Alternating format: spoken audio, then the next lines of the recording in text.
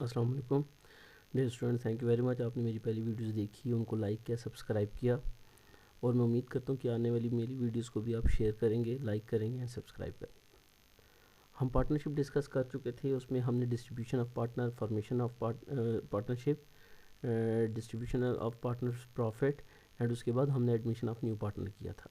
आज हम पढ़ते हैं डिसोल्यूशन ऑफ पार्टनरशिप कि अगर पार्टनरशिप का बिजनेस डिसॉल्व हो रहा हो या लिक्विडेशन इसकी हो रही हो या ख़त्म हो रहा हो, टर्मिनेट हो रहा हो, तो हम क्या अकाउंटिंग की ट्रीटमेंट करते हैं, बुक्स ऑफ अकाउंट्स में इसकी क्या ट्रीटमेंट करते हैं या कैसे रिकॉर्ड की जाती है।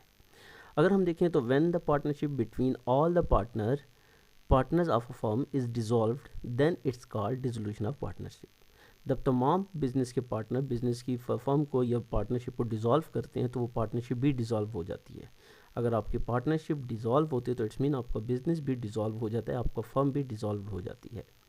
It is important to note that the relationship between all partners should be dissolve for the firm to be dissolve. It is also called liquidation of firm.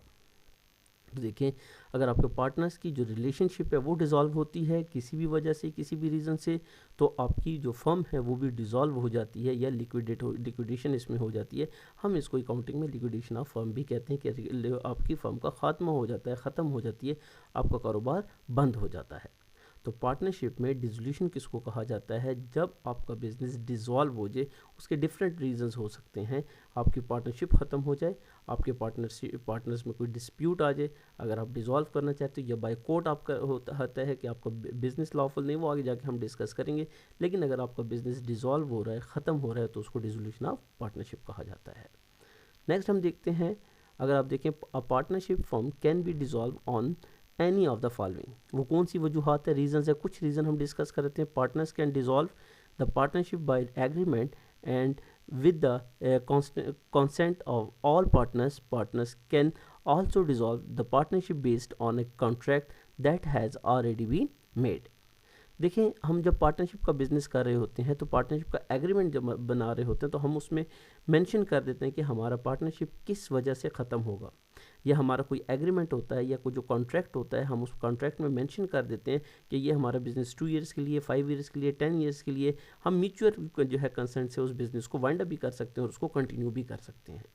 और अगर हम बिज़नेस को कंटिन्यू करना चाहते हैं तब भी हम कर सकते हैं। लेकिन अगर हम डिसॉल्व करना चाहते हैं तो हम कॉन्ट्रैक्ट के एंड पे हम कॉन्सेंट उस पे लिए तो हम उसको ख़त्म कर देते हैं। जैसे कि हमने बताया, कॉन्सेंट ऑफ और पार्टनर्स, अगर और पार्टनर मुत्तफिक हैं और पार्टनर्स बिज़नेस को ख़त्म करना चाहते हैं तो आप बिज़नेस को ख़त्म कर सकते हैं। सेकंड पार्टनर है, और सेकंड जो है उसका reason, if the partnership was formed for a specific project at the completion of project। अगर आपका किसी प्रोजेक्ट के लिए आपने पार्टनरशिप स्टार्ट की थी, आपका 5 years, 10 years, 20 years, 15 years, 2 years, 3 years, जितना भी पार्टनरशिप का प्रोजेक्ट था, आपने उसके लिए पार्टनरशिप की थी। जैसे ही वो प्रोजेक्ट ख़त्म होगा तो आपकी पार्टनरशिप भी ख़त्म हो जाती है। If any of the partner becomes insolvent. Insolvent क्या होता है? दिवालिया हो जाना। मीन्स आपका जो पार्टनर है वो बैंक ट्रैप्ट हो गया है, उसके ऊपर लोन बहुत ज़्यादा आ गया है, वो इंसॉल्वेंट हो गया है, तो उसकी आपकी पार्टनरशिप आपकी ख़त्म हो जाती है कि अब वो बिज़नेस को नहीं रन कर सकता, उसके पास इतनी इन्वेस्टमेंट नहीं है, उसका कैपिटल ख़त्म हो चुका है, उसकी लाइबिलिटीज़ इंक्रीज़ हो चुकी हैं, तो हम उसको बिज़नेस को ख़त्म करते हैं या इंसॉल्वेंसी की तरफ चले जाते हैं। इसको कहते हैं पार्टनर्स इंसॉल्वेंट। जब पार्टनर बैंक ट्रैप्ट हो जाता है, उसकी लाइबिलिटीज़ ज़्यादा हो जाती हैं, तो हम उस पार्टनरशिप को भी ख़त्म कर देते हैं। On any other event which makes the business of firm as unlawful. जैसे मैंने बताया था, अगर आपकी बिजनेस की एक्टिविटीज़ अनलॉफुल हैं, लीगली नहीं है, आपके कंट्री के मुताबिक नहीं है, तो वो आपका बिजनेस कोर्ट के ज़रिए भी ख़त्म हो जाता है। आप इसको कोर्ट के ज़रिए भी ख़त्म कर सकते हैं। और अगर आपकी इन अनलॉफुल एक्टिविटीज़ हैं तो अपने अपने बिजनेस को जब ख़त्म हो रहा होता है तो हम उसको भी डिसोल्यूशन कहते हैं। या अगर पार्टनरशिप में कोई, इन पार्टनर्स में आपस में कोई भी डिस्प्यूट आ जाता है जिसकी वजह से वो पार्टनरशिप को वाइंड अप करना चाहते हैं या डिसॉल्व करना चाहते हैं, तो आपका बिजनेस डिसॉल्व हो जाता है। क्योंकि हमने कहा यहाँ पे कि पार्टनरशिप जो रिलेशन है वो, अगर आपके रिलेशन आपके सही नहीं रहते तो आप पार्टनरशिप के बिजनेस को डिसॉल्व कर देते हैं। जब पार्टनरशिप आपकी डिसॉल्व होगी तो पार्टनरशिप का बिजनेस भी आपका डिसॉल्व हो जाता है या हो सकता है। इसी तरह हम देखें, इसको हम लिक्विडेशन भी कहते हैं, जैसे कि मैंने बताया लिक्विडेशन या डिसोल्यूशन ऑफ पार्टनरशिप। तो लिक्विडेशन या डिसोल्यूशन का एक प्रोसेस है कि अगर जब आपका बिजनेस वाइंड अप हो गया है, ख़त्म हो रहा है, डिसॉल्व हो रहा है, तो आप या लिक्विडेशन की तरफ जा रहे हैं, तो आपका लिक्विडेशन प्रोसेस क्या होगा, डिसोल्यूशन प्रोसेस क्या होगा, आप बुक्स ऑफ अकाउंट्स में कौन कौन सी और कैसे एंट्रीज को रिकॉर्ड करते हैं। हम कहते हैं when the firm business is terminated following process is followed. हम ये जो है प्रोसेस को फॉलो करते हैं। Number 1, the assets are sold off. जितने भी बिजनेस के एसेट्स होते हैं हम उसको सोल्ड ऑफ कर देते हैं, सेल कर देते हैं। पेमेंट ऑफ आउटसाइडर्स, जितनी भी आउटसाइडर्स की लाइबिलिटी हम पे होती हैं, जितने भी लोन हम पे होते हैं, बैंक का लोन है या किसी भी और आउटसाइडर्स का लोन है, हमने उसको पेमेंट करनी होती है। वो पेमेंट करके हमने उसको लोन को ख़त्म करना होता है। जितने एसेट्स सेल होंगे उसमें से जो भी अमाउंट आएगी उससे सबसे पहले हम आउटसाइडर्स की लाइबिलिटीज़ पे करेंगे। Payment of liquidation expense, liquidation expense जितने भी लिक्विडिटी पे या आप लिक्विडेशन पे या डिसोल्यूशन पे, अगर आप बिजनेस जब वाइंड अप कर रहे हैं तो लिक्विडेशन के टाइम पे जितने भी एक्सपेंसेस होंगे वो एक्सपेंसेस भी आपने इन्हीं से पे करने। पेमेंट ऑफ एक्सपेंस पेबल, अगर आपके प्रीवियस कोई एक्सपेंस पेबल चाह रहे हैं या आउटस्टैंडिंग एक्सपेंसेस चाह रहे हैं तो वो भी आपने इसमें से ही पे करने हैं। Payment of loan from the partner, अगर आपने पार्टनर से कोई लोन लिया हुआ है तो आपने उनको भी रिटर्न करना है, लेकिन ये तमाम चीज़ें पे करने के बाद ये स्टेप बाय स्टेप हमने पे करने होते हैं। Payment of capital of the partners, अगर ये सब पेमेंट पे करने के बाद आपके पास जो अमाउंट बच जाती है वो आप पार्टनर्स कैपिटल को, जो कैपिटल अमाउंट होती है पार्टनर्स की, जो रिमेनिंग अमाउंट होती है वो उनको आप रिटर्न कर देते हैं। इट्स मीन अगर उन्होंने 10,000 इन्वेस्टमेंट की थी तो इसका मतलब नहीं कि हम उनको 10,000 ही वापस करेंगे। 10,000 में से जितने भी एसेट्स आपके सेल हुए, आपने लाइबिलिटीज़ पे की, एक्सपेंसेस पे किए, उसके बाद जो रिमेनिंग अमाउंट बच गई है हम उसमें से उनकी रेशो के मुताबिक उनको तकसीम कर देते हैं या डिवाइड कर देते हैं। तो ये आपका था कि अगर लिक्विडेशन प्रोसेस के जब लिक्विडेशन हो रही होती है, बिजनेस डिसॉल्व हो रहा होता है, तो ये वो बातें हैं जो हम करते हैं। फर्स्ट ऑफ ऑल आपने तमाम एसेट्स को सेल करना है, फिर सेकंड आपने आउटसाइडर की लाइबिलिटीज़ पे करनी है, फिर लिक्विडेशन एक्सपेंसेस पे करने हैं, फिर उसके बाद जो एक्सपेंसेस पेएबल थे, आउटस्टैंडिंग एक्सपेंसेस थे, एक्रूड एक्सपेंसेस थे, उनको पे करना है, फिर पेमेंट ऑफ लोन की जो पेमेंट है वो करनी है, और लास्ट में जो बच जाएगा उसमें से आपके पार्टनर्स को अपने रिटर्न करना होता है। इसी तरह हम आगे चलते हैं, हम देखते हैं preparation of realisation account. Realisation account क्यों बनाया जाता है? आप जब भी रिक्विजिशन करेंगे, आप जब भी लिक्विडेशन करेंगे, लिक्विडेशन के टाइम पे आप कहते हैं डिसोल्यूशन के टाइम पे आप एक अकाउंट बनाएंगे, रियलाइजेशन अकाउंट। रियलाइजेशन अकाउंट क्यों बनता है ये देखें, this is the process prepared for the amount release from the sales of assets and payment of liabilities. जितने भी एसेट्स को हम सेल्स करते हैं या लाइबिलिटीज़ पे करते हैं, हम उसको क्या कहते हैं, रियलाइजेशन अकाउंट में उसको डालते हैं। Realisation account at the time of, आप जो है डिसोल्यूशन या लिक्विडेशन के टाइम पे आप एक अकाउंट, स्पेशल अकाउंट बनाते हैं जो रियलाइजेशन के नाम से बनाया जाता है, रियलाइजेशन अकाउंट। और हम उसी अकाउंट्स को फिर क्या करते हैं, जितने भी एसेट्स सेल्स होते हैं, तो आपके एसेट्स अगर देखें तो एसेट जब भी इंक्रीज होता है तो डेबिट होगा, तो जब एसेट्स आप डिक्रीज करेंगे या आपसे जा रहा होगा तो एसेट्स को क्रेडिट करेंगे, तो रियलाइजेशन को आप डेबिट करेंगे। इसी तरह जब लाइबिलिटीज़ आप पे करते हैं तो आप देखें, लाइबिलिटीज़ जब आप पे करते हैं तो आप लाइबिलिटीज़ को डेबिट कर देते हैं। तो आप देखें जब लाइबिलिटीज़ को पे कर रहे हैं तो डेबिट होगा, तो उसके अगेंस्ट आप किसको करेंगे, रियलाइजेशन अकाउंट को अगेंस्ट उसके क्रेडिट होगा। इसी तरह following accounts are entered in the account. आप देखें following accounts are entered in the account, तो आप देखें ये वाले अकाउंट्स हैं जिसको हमने डेबिट एंड क्रेडिट करना है। तो डेबिट कौन कौन से अकाउंट होंगे और क्रेडिट कौन कौन से अकाउंट होंगे? All the assets of the firm other than cash in hand and cash at bank, amount paid for the liabilities, जो अमाउंट आप लाइबिलिटीज़ के लिए पे करेंगे, अमाउंट पेड फॉर एक्सपेंसेस, जो अमाउंट आपके एक्सपेंस के लिए पे करेंगे। तो एक्सपेंसेस तो डेबिट होते हैं, आपकी जो है कैश क्रेडिट होती है, लेकिन इसमें हम रियलाइजेशन अकाउंट पहले बनाएंगे। Profit of realisation transfer to partners capital, जो भी आपका रियलाइजेशन में प्रॉफिट होगा उसको भी आप डेबिट करते हैं, क्योंकि आप बुक्स ऑफ अकाउंट सारी क्लोज कर रहे होते हैं, इसीलिए आप सारी की सारी रिवर्स एंट्रीज पास करते हैं। तो यहाँ देखिए प्रॉफिट आप जब क्लोज करेंगे तो प्रॉफिट तो क्रेडिट होता है, उसको क्लोज करने के लिए आप डेबिट करेंगे और उनके कैपिटल्स को ट्रांसफर कर देंगे तो कैपिटल क्रेडिट होगा। और अगर ये लॉस होता तो फिर हम अपोजिट करते, हम कैपिटल को डेबिट करते और रियलाइजेशन को हम क्रेडिट कर देते। इसको आगे जाके हम फिर आगे जब क्रेडिट होगा तो आपको लॉस वाला भी समझ आ जाएगा कि जब लॉस होगा तो हम उसको क्रेडिट कैसे करेंगे। तो यहाँ देखें, अब देखें ये आपका क्रेडिट था, तो अब डेबिट था, तो अब क्रेडिट देखें, all the liabilities and Contra assets, जितनी भी लाइबिलिटीज़ हैं वो सारी की सारी क्रेडिट हो जाएंगी, ठीक है। उसके बाद अमाउंट रियलाइज, क्योंकि रियलाइजेशन में हम इसको ट्रांसफ़र कर देंगे, लाइबिलिटीज़ आप क्रेडिट कर देंगे और रियलाइजेशन को डेबिट कर देंगे। फिर रियलाइजेशन को आप जब पे करेंगे तो आप उसको रियलाइजेशन को डेबिट करके कैश को क्रेडिट करेंगे। Amount release from the sales of asset, जितनी भी अमाउंट आएगी सेल्स ऑफ एसेट से वो जितनी amount release for the sale of assets, जो सेल्स ऑफ एसेट्स की अमाउंट होगी उसको भी हम क्रेडिट कर देंगे। लॉस, तो जैसे मैंने बताया कि लॉस भी आपका क्रेडिट होगा और पार्टनर्स कैपिटल अकाउंट को आप डेबिट करेंगे। इसी को लेके हम जब आगे चलेंगे तो इस डेबिट एंड क्रेडिट को थोड़ा हम क्लियर भी कर लेते हैं कि डेबिट और क्रेडिट कैसे एंट्रीज रिकॉर्ड होती हैं।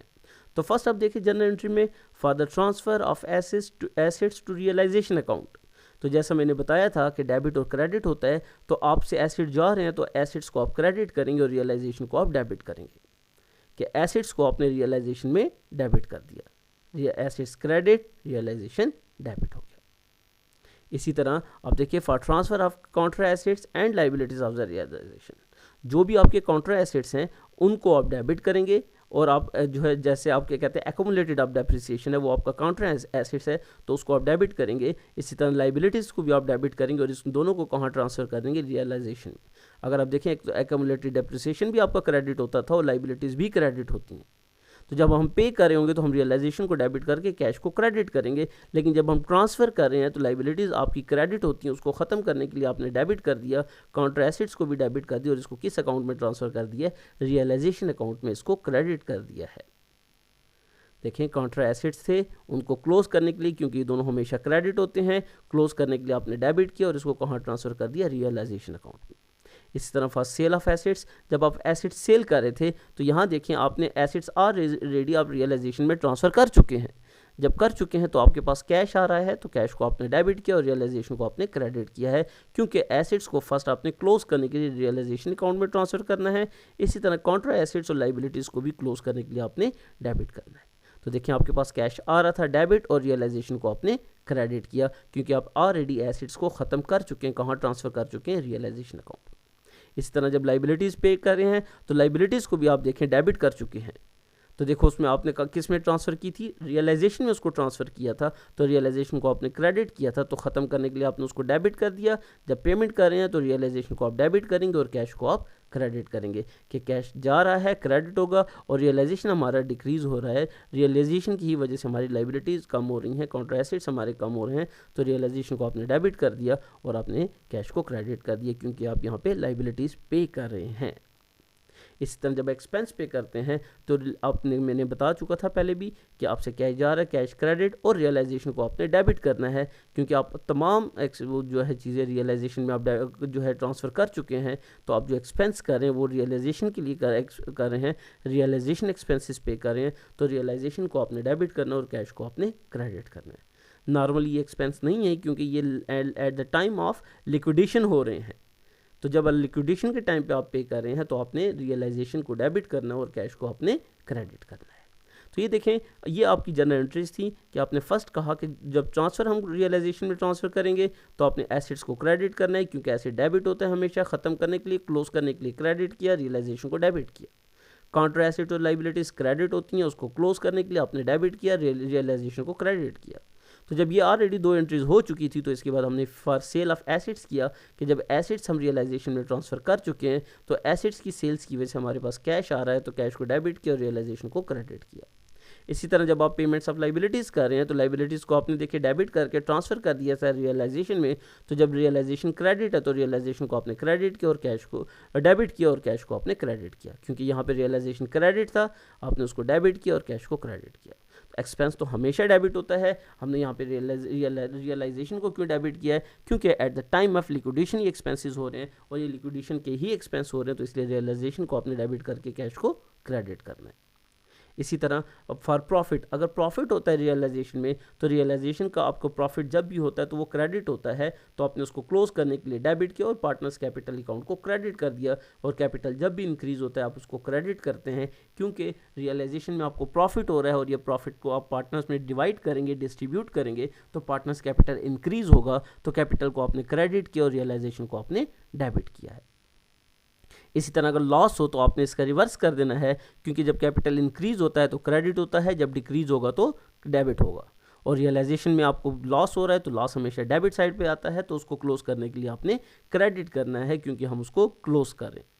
तो देखें, आपने जब भी प्रॉफिट होगा तो आपने रियलाइजेशन को डेबिट करके पार्टनर्स कैपिटल को क्रेडिट करना है, और अगर जब भी रियलाइजेशन में लॉस होगा तो आपने पार्टनर्स कैपिटल को डेबिट करके रियलाइजेशन को क्रेडिट करना है।